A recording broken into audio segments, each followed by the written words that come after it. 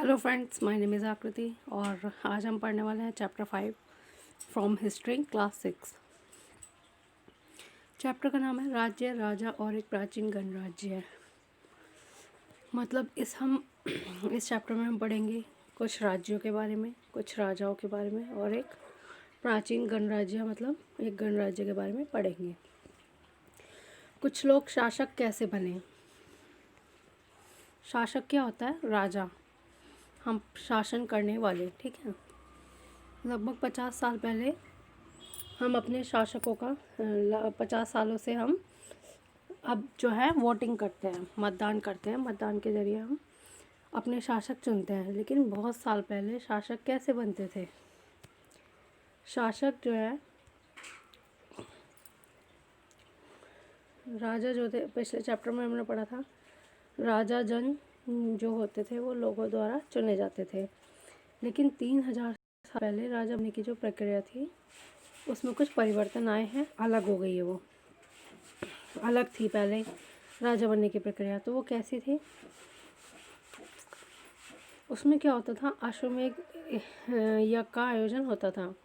अश्वमेध यज्ञ कैसा होता था? अश्वमेध यज्ञ जो था वो एक ऐसा यज्ञ का आयोजन होता था जिसमें घोड़े को राजा के लोगों की देखरेख में स्वतंत्र छोड़ा जाता था घूमने के लिए, घास चरने के लिए। और इस घोड़े को किसी दूसरे राजा ने रोका तो उसे वहाँ अश्वमेध यज्ञ करने वाला जो राजा होता था उससे लड़ाई करनी पड़ती थी। अगर उन्होंने घोड़े को जाने दिया तो इसका मतलब है कि अश्वमेध यज्ञ करने वाला राजा उनसे ज़्यादा शक्तिशाली था। मतलब जो अश्वमेध यज्ञ कर रहा है वो उससे युद्ध नहीं करना चाहते, वो बहुत शक्तिशाली है इसीलिए वो उससे युद्ध नहीं करना चाहते, ठीक है। और वो उस घोड़े को जाने देते थे, और अगर वो लड़ाई करना चाहते थे तो वो उस घोड़े को रोक लेते थे, ठीक है। उसके बाद क्या होता था, अगर उन्होंने और इसके बाद उन्होंने राजाओं को यज्ञ में आमंत्रित किया जाता था। जो मतलब उस घोड़े को जाने देते थे उन राजाओं को यज्ञ में आमंत्रित किया जाता था। यह यज्ञ विशिष्ट पुरोहित द्वारा संपन्न किया जाता था। इसके लिए उन्हें उपहारों से भी सम्मानित किया जाता था। किसको सम्मानित किया जाता था? पुरोहितों को, है ना। अश्वमेध यज्ञ करने वाला राजा बहुत शक्तिशाली माना जाता था। यज्ञ में आमंत्रित सभी राजा के लिए उपहार लेकर आते थे। इन सभी आयोजनों में राजा का मुख्य स्थान होता था। उसे राज सिंहासन या बाघ की खाल जैसे एक विशेष आसन पर बिठाया जाता था। राज सिंहासन पर या बाघ की खाल, है ना। युद्ध क्षेत्र में राजा सारथी ही उसका सहचर होता था। यज्ञ के अवसर पर वह राजा के विजय तथा अन्य गुणों का गान करता था। जो युद्ध के समय में राजा का घोड़ा रथ चलाता था ना, सारथी, वही अश्वमेध यज्ञ में उसके विजयों का गान करता था, क्योंकि वो साक्षी होता था युद्ध का। वो राजा का लड़ाई खुद अच्छे से देखता था, है ना। राजा के सगे संबंधी जो होते थे, खासकर रानी और पुत्र, उनको भी कई छोटे छोटे अनुष्ठान करने पड़ते थे।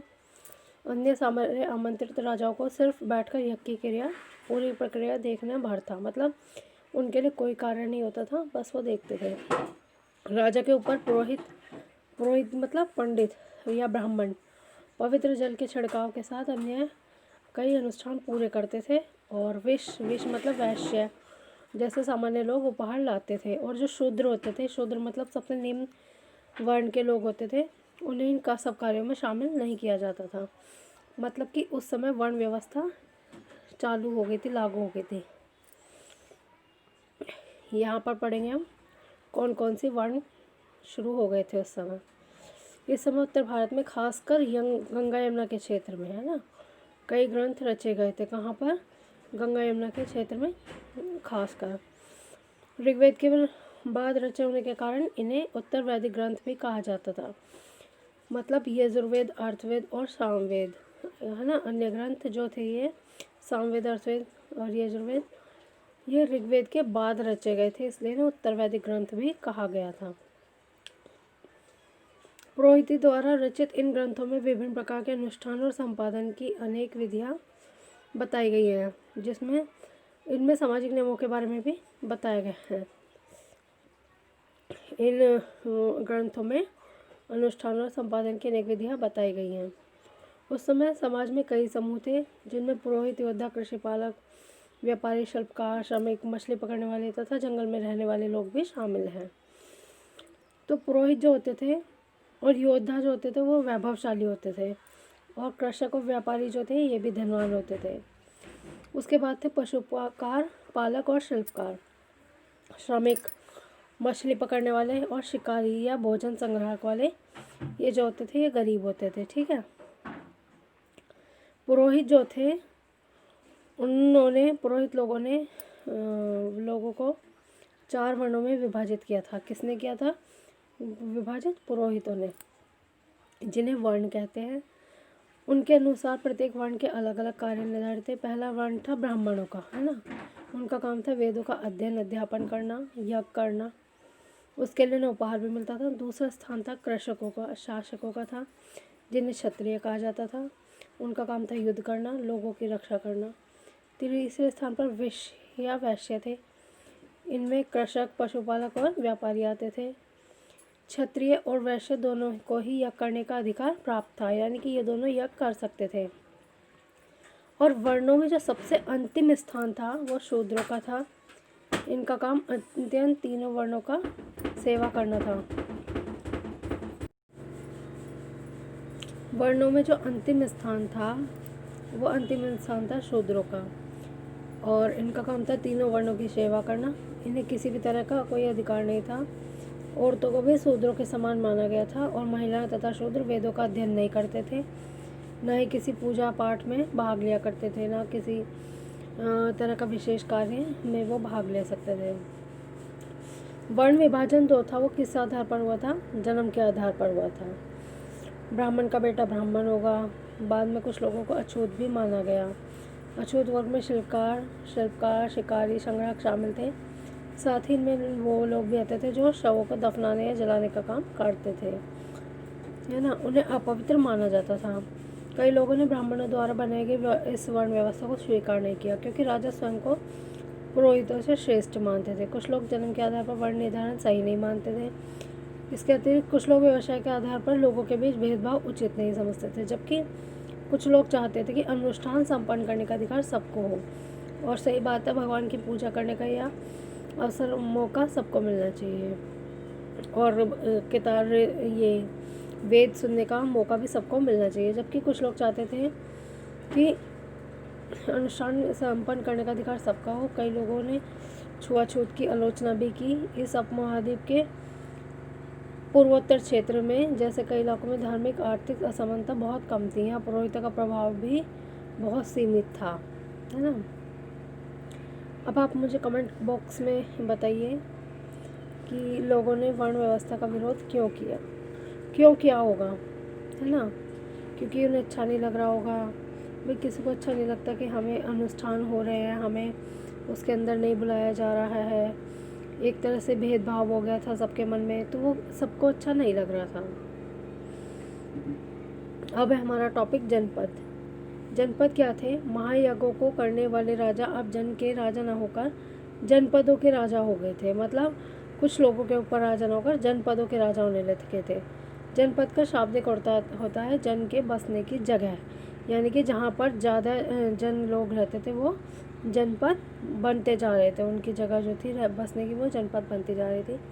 पुरातत्वविदों ने इस जनपद की कई बस्तियों की खुदाई की है। दिल्ली में पुराना किला, उत्तर प्रदेश में मेरठ के पास, हस्तिनापुर के पास और एटा के पास अंतरी जिखेड़ा इनमें प्रमुख हैं। खुदाई से पता चला है कि लोग झोपड़ियों में रहते थे और मवेशी तथा अन्य जानवरों को पालते थे। वे चावल, गेहूँ, धान, जौ, दालें, गन्ना तथा तिल तथा सरसों जैसी फसलें उगाते थे। अब ये देखिए फ़ोटो में क्या दिखाया गया है। ये एक धूसर पात्र है। क्या है ये? धूसर पात्र। इस तरह के पात्रों में ज़्यादातर थालियाँ और कटोरियाँ ही मिली हैं, है ना। ये कटोरी है एक तरह से। यह पात्र बहुत ही पतली सतह के सुंदर और चिकने हैं। शायद इसका प्रयोग खास मौक़ों पर महत्वपूर्ण लोगों को भोजन परोसने के लिए किया जाता होगा, है ना। ये महत्वपूर्ण अवसर पर लोगों को खाना खिलाने के लिए इसका प्रयोग किया जाता होगा। और ये इस पर प्रिंटेड है, देखिए प्रिंट बने हुए डिज़ाइन, ठीक है।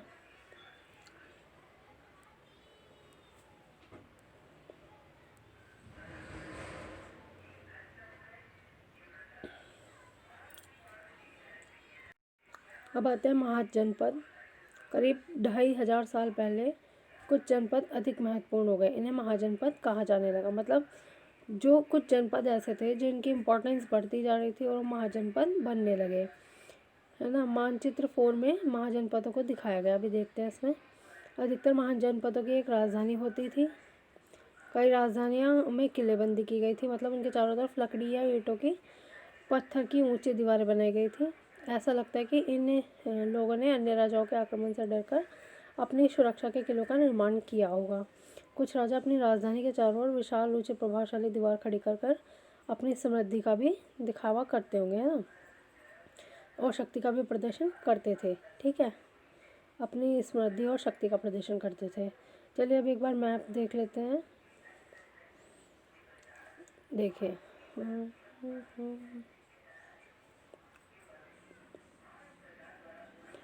इसमें महाजनपद दिखाए गए हैं।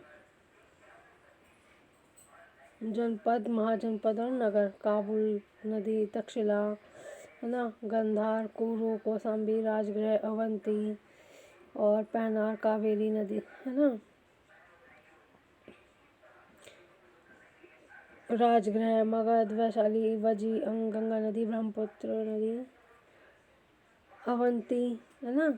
तो ये सब आपके महाजनपद और जनपद हैं, और इसमें कुछ नगर भी हैं। इस तरह से किले के अंदर रहने वाले लोगों और उस पर क्षेत्र पर नियंत्रण रखना भी सरल हो जाता होगा। मतलब भाई जो उनका एरिया होता था वो उसे किले के अंदर बना लेते थे, एक अपना क्षेत्र बना लेते थे।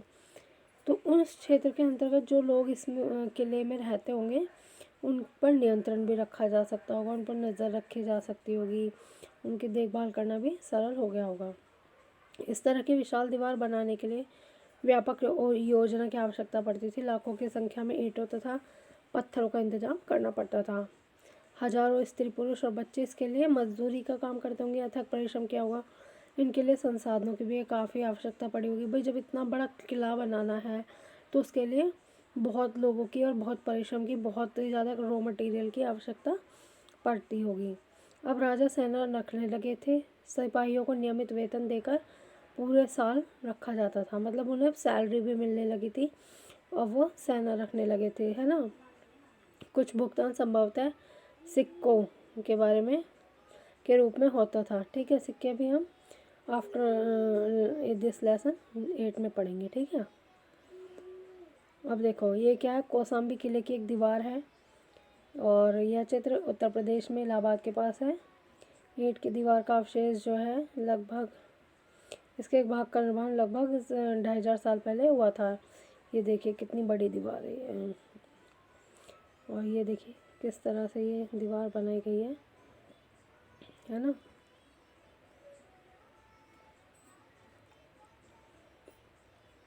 कर, अब क्या आ गया, टैक्स।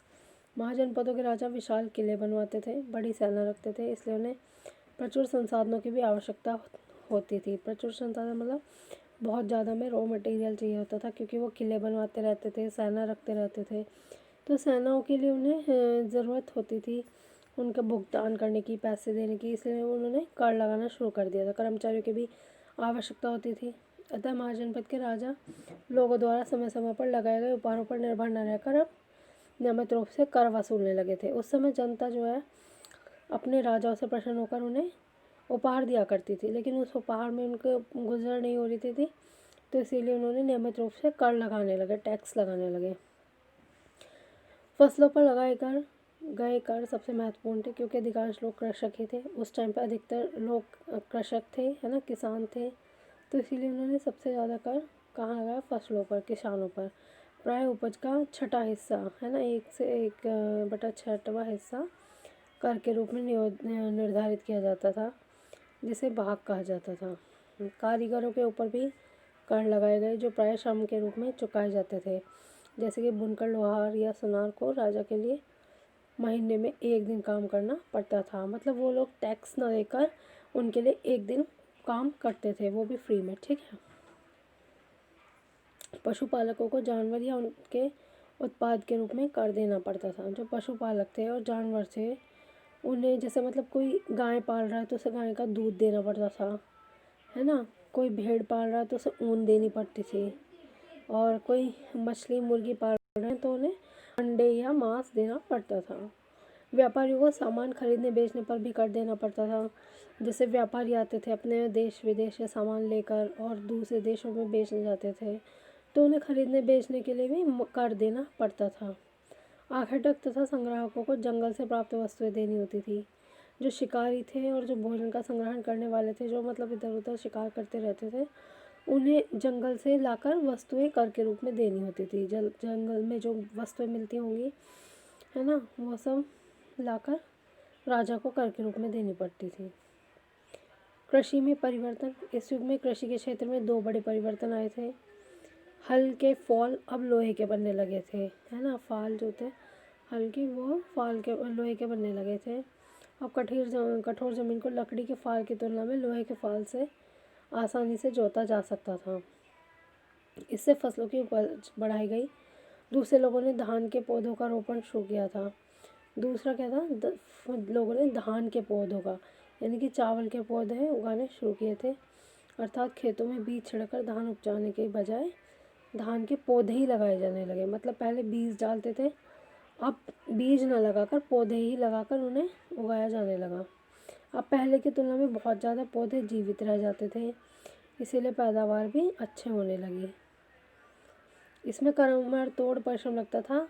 ये काम ज़्यादातर दास दासी या भूमिहीन खेतिहर मजदूर करते थे। मतलब जिनके पास भूमि नहीं होती थी, है ना, जो गरीब मजदूर होते थे, निर्धन, बिल्कुल उनके पास ज़मीन नहीं होती थी, वो दूसरों के खेतों में जाकर इस काम को किया करते थे, क्योंकि धान के पौधे लगाना बहुत ही कठिन कार्य होता था, है ना। इसीलिए बहुत सारे स्त्री पुरुष या फिर दास होते थे, उन्हें दास कहते थे, दास या दासी कहते थे, वो इसमें इस कार्य को करते थे जाकर।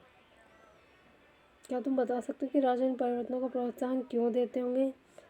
क्योंकि राजा का जो है उस समय, मतलब राजा को इन सब की चीज़ों की ज़रूरत होती थी, कार्य को इसीलिए प्रोत्साहन दिया जाता था, ताकि मन जो है प्रत्येक व्यक्ति जागरूक हो कार्य करने के लिए और वो आगे बढ़ सके काम करने के लिए से। अब देखते हैं सूक्ष्म निरीक्षण। मगध लगभग 200 सालों के भीतर मगध सबसे महत्वपूर्ण जनपद बन गया। कितने सालों के भीतर? लगभग 200 सालों के भीतर, है ना। गंगा और सोन जैसी नदियाँ मगध से होकर बहती थी। गंगा और सोन जैसी नदियाँ, और ये यातायात, जल वितरण और ज़मीन को उपजाऊ बनाने के लिए सबसे महत्वपूर्ण थी, है ना। मतलब यातायात यानी कि वहाँ से नाव आने लगती थी, जहाज आने लगते थे, है ना। तो वो जल वितरण भी अच्छा होता था वहाँ से, और ज़मीन भी उपजाऊ होती थी नदियों के किनारे, इसीलिए ये महत्वपूर्ण जनपद बनने लगा था। मगध का एक हिस्सा जंगलों से भरा था। इस जंगल में रहने वाले हाथियों को पकड़कर और उन्हें प्रशिक्षित कर सेना में काम लाया जाता था। यही नहीं, जंगलों से घर, गाड़ियाँ तथा रथ बनाने के लिए भी लकड़ियाँ मिलती थी, है ना। जंगलों से लकड़ियाँ भी मिलती थी। इसके अलावा क्षेत्र में अयस्क की खदानें हैं। मजबूत औजार और हथियार बनाने के लिए बहुत उपयोगी थे। अयस्क क्या होते हैं? लोहे के अयस्क वगैरह रेत मिट्टी में वहाँ मिलते थे, और ये मजबूत औजार और हथियार बनाने के लिए उपयोगी थे। मगध में 2 बहुत शक्तिशाली शासक आ गए थे। शासक यानी कि राजा बिंबिसार तथा अजातशत्रु, है ना। अजातशत्रु या अजातशत्रु हुए। अन्य जनपदों को जीतने के लिए ये हर संभव उपाय साधन करते थे, है ना। संभव साधन का प्रयोग अपनाते थे। महापद्मनंद और एक महत्वपूर्ण शासक थे। उन्होंने अपने नियंत्रण का क्षेत्र इस उपमहाद्वीप के उत्तर पश्चिम भाग तक फैला लिया था। बिहार में राजगृह, आधुनिक राजगीर, जो आज के समय में राजगीर है, कई सालों तक मगध की राजधानी बनी रही और बाद में पाटलिपुत्र यानी कि आज का पटना जो है उसको राजधानी बनाया गया। 2300 साल से पहले भी की बात है, मैसेडोनिया का राजा जो था वो सिकंदर, मैसेडोनिया का राजा था सिकंदर, है ना। विश्व विजय करना चाहता था। पूरी तरह सफल न होने पर भी वह मिस्र और पश्चिम एशिया के कई राज्यों को जीतता हुआ भारतीय उपमहाद्वीप में व्यास नदी के किनारे पहुंचा। कौन सी नदी के किनारे पहुंचा? व्यास नदी के। जब उसने मगध की ओर कूच करना चाहा तो उसके सिपाहियों ने इनकार कर दिया। वे इस बात से भयभीत थे कि भारत के शासकों के पास पैदल रथ और हाथियों की बहुत बड़ी सेना थी, है ना।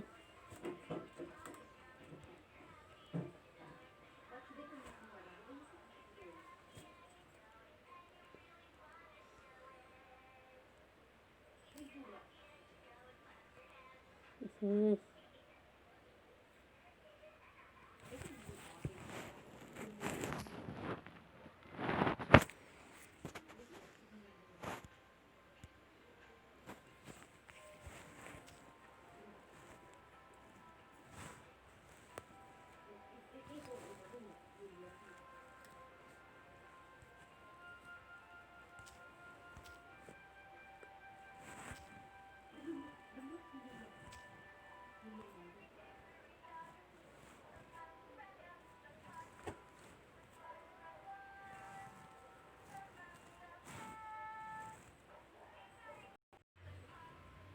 इसके बाद आता है वजी। वजी क्या होते थे? जैसा कि तुमने ऊपर पढ़ा था, मगध एक शक्तिशाली राज्य बन गया था। उसके नज़दीक ही वजी राज्य था। कौन सा राज्य था? वजी, जिसकी राजधानी वैशाली यानी बिहार थी। आज का वह बिहार थी। यह एक अलग किस्म की शासन व्यवस्था थी जिसमें गण या संघ कहते थे, है ना। गण शुरू हो गए थे यहाँ पर। जैसे ऊपर वर्ण व्यवस्था थी ना, तो यहाँ पर गण या संघ में कई शासक होते थे। कभी कभी लोग एक साथ शासन करते थे जिसमें से प्रत्येक व्यक्ति राजा कहलाता था। ये सभी राजा विभिन्न अनुष्ठानों को एक साथ संपन्न करते थे। सभी सभाओं में बैठकर ये बातचीत, बहस और वाद विवाद के जरिए तय करते थे कि क्या करना है और किस तरह करना है। शत्रुओं के आक्रमण से निपटने के लिए वे मिलकर चर्चा करते थे। स्त्रियां, दास तथा कामकार जो थे, मतलब वो जो बिना खेतों के, जिनके पास खेत नहीं होते थे, वो वाले मजदूर इन सभाओं में हिस्सा नहीं ले सकते थे। इस चैप्टर में एक चीज़ जो है बहुत इम्पोर्टेंट दिख रही है कि जैसे दास होते थे, शूद्र होते थे, वो इन सब चीज़ों में हिस्सा नहीं लेते थे। और उसके साथ ही स्त्रियों को भी हीन दशा से देखा गया था। मतलब प्राचीन समाज में जो है स्त्रियों के लिए कोई महत्वपूर्ण स्थान नहीं था। स्त्रियां भी किसी कार्य में या अनुष्ठान में भाग नहीं ले सकती थी। बुद्ध तथा महावीर, इसके बारे में हम अगले चैप्टर में पढ़ेंगे। दोनों ही गण या संघ से संबंधित थे। बौद्ध साहित्य में संघ के जीवन का बहुत ही सजीव वर्णन मिला है। वजी संघ का वर्णन दीर्घ निकाय से लिया गया है। दीर्घ निकाय एक प्रसिद्ध बौद्ध ग्रंथ है। दीर्घ निकाय क्या है? एक बहुत ही प्रसिद्ध ग्रंथ है जिसमें बुद्ध के कई व्याख्यान दिए गए हैं। इन्हें करीब 2300 साल पहले लिखा गया था। अजातशत्रु और वजी ग्रंथ। अजातशत्रु जो थे वो वजी संघ पर आक्रमण करना चाहते थे। उन्होंने अपने मंत्री वास्कार को बुद्ध के पास सलाह के लिए भेजा। बुद्ध ने उनसे पूछा कि क्या वजी सभाएं नियमित रूप से होती हैं तथा सभी सदस्य उपस्थित होते हैं। जब उन्हें पता चला कि ऐसा होता है तो उन्होंने कहा, वजीवासी तब तक उन्नति करते रहेंगे जब तक वे पूर्ण और नियमित सभाएं करते रहेंगे, आपस में मिलजुल कर काम करते रहेंगे, पारंपरिक नियमों का पालन करते रहेंगे, बड़ों का सम्मान, समर्थन और उनकी बातों पर ध्यान देते रहेंगे, है ना। तब तक इसका मतलब वो उनका कहना था कि जब वो लोग अपने नियमित रूप से सभाएं कर रहे हैं, आपस में उनमें प्रेम है और अपने पारंपरिक नियमों का भी पालन कर रहे हैं और अपने बड़ों का भी सम्मान कर रहे हैं, प्रेम है उनमें, तो उन्हें तरक्की को कोई नहीं रोक सकता। ठीक है, मतलब उन पर कोई भी उन्हें नहीं हरा सकता। वही महिलाओं के साथ जोर जबरदस्ती नहीं करेंगे, है ना। मतलब महिलाओं के साथ जोर जबरदस्ती नहीं करेंगे तो महिलाएं उनका सम्मान करेंगी। शहरों तथा गाँवों में चैत्यों का रख रखाव करेंगे। विभिन्न मतावलंबी संतों का भी सम्मान करेंगे और उनके आने या न जाने पर कोई रोक नहीं लगाएंगे, है ना। तो मतलब जितना भी कुल मिलाकर यह है कि अच्छे काम करेंगे तो कोई उनकी तरक्की को नहीं रोक पाएगा। कई शक्तिशाली राजा इन संघों को जीतना चाहते थे, इसके बावजूद उनका राज्य अब से लगभग 1500 साल पहले तक चलता रहा, है ना। बहुत से राजा थे जो इन संघों को जीतना चाहते थे, लेकिन उसके बावजूद भी लगभग 1500 साल पहले तक उनका शासन जो है चलता रहा, मतलब उनको कोई नहीं जीत पाया।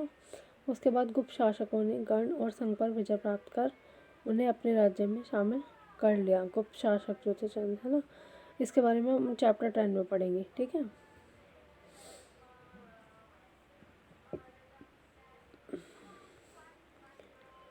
और लगभग 2500 साल पहले एथेंस ने लोगों को शासन व्यवस्था की स्थापना की, जिसे प्रजातंत्र भी या गणतंत्र कहा गया। यह व्यवस्था लगभग 200 सालों तक चली। इसमें 30 साल से ऊपर के सभी पुरुषों को पूर्ण नागरिकता प्राप्त थी। जो दास नहीं थे, है ना, जो लोग दास नहीं थे उन्हें पूर्ण नागरिकता प्राप्त थी। वहाँ एक सभा थी जो महत्वपूर्ण विषयों पर निर्णय लेने के लिए साल भर में कम से कम 40 बार बुलाई जाती थी।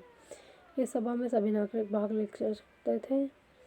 शासन के कई पदों पर नियुक्तियाँ लॉटरियाँ द्वारा निकाली जाती थी।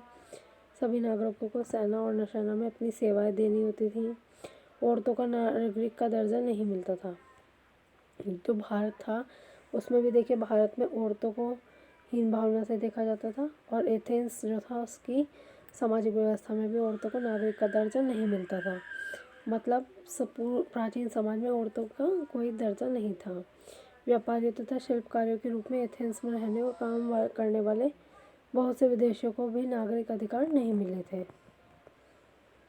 एथेंस में खदानों, खेतों, घरों और कार्यशालाओं में काम कर रहे दासों को भी नागरिक अधिकार नहीं मिले थे। मतलब जो भी कार्यशालाओं या खेतों, घरों में काम करते थे उन्हें नागरिक अधिकार नहीं मिले थे, है ना।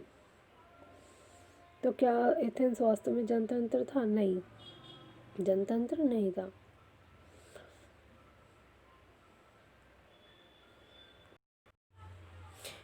इसमें सही गलत है। एक्सरसाइज में आपकी राइट रॉन्ग। अश्वमेध के घोड़े को अपने राज्य से गुजरने की छूट देने वाला राजाओं को यज्ञ में आमंत्रित किया जाता था। यस, मतलब जो जाने देते थे, है ना, उन राजाओं को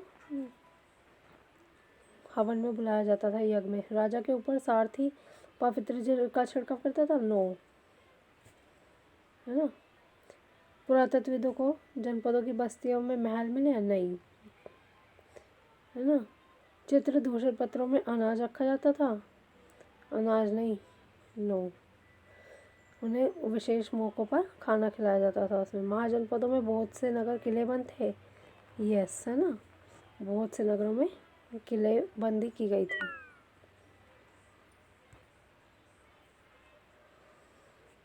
अब देखिए, नीचे दिए गए खानों में निम्नलिखित शब्द भरो।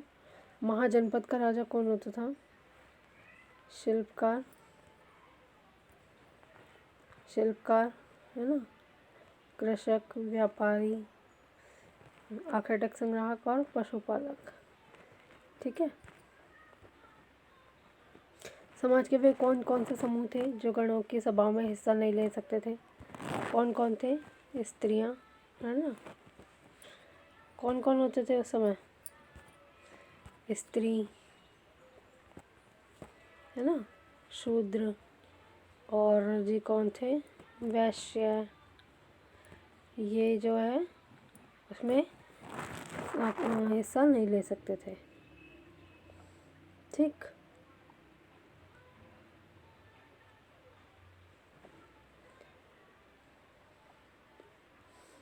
उम्मीद करती हूँ आपको वीडियो पसंद आया होगा। अगर आप लोगों को वीडियो पसंद आया हो तो लाइक, शेयर एंड सब्सक्राइब ज़रूर करें please. Thank you very much. Thanks for watching.